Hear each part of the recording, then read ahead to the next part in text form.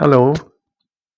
Many viewers have asked me to talk about the big swindling case whereby in-flight supervisor from cabin crew, not in-flight supervisor, an office supervisor who cheated SIA of $35 million in the 80s and 90s.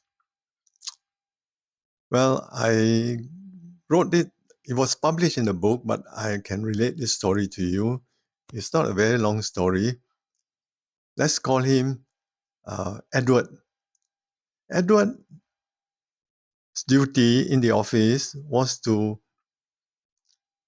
assign the amount of money, meal allowances, and night stop of the crew to the accounts department. So he thought of a plan. It- there wasn't any cash involved, but his job was he was lucky because SIA was such a stingy company and we are always short of cabin crew.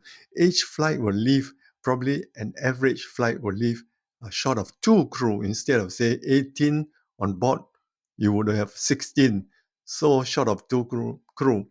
So this Edward will fill up the names of the crew.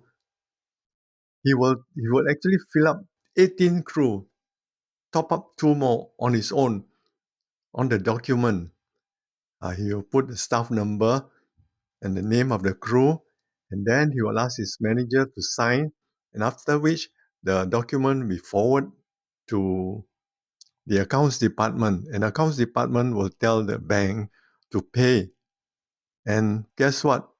The 2 crew were fictitious, not fictitious, but they have resigned. So Edward used their name, their staff number, and instructed the accounts department to pay to the bank. And this money was actually deposited into his account or his wife's account or his sister's in-law's account.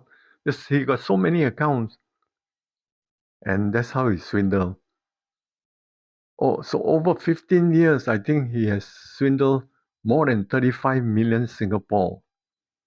And he was, my foolish senior vice president then thought he was very hardworking. Every time he will see Edward reporting for work early in the morning before even the SVP appear, and Edward will leave late in the night, like 9 p.m., 10 p.m. So foolishly awarded him the title of best cabin crew. But actually, the best cabin crew was actually thinking of how to cheat more.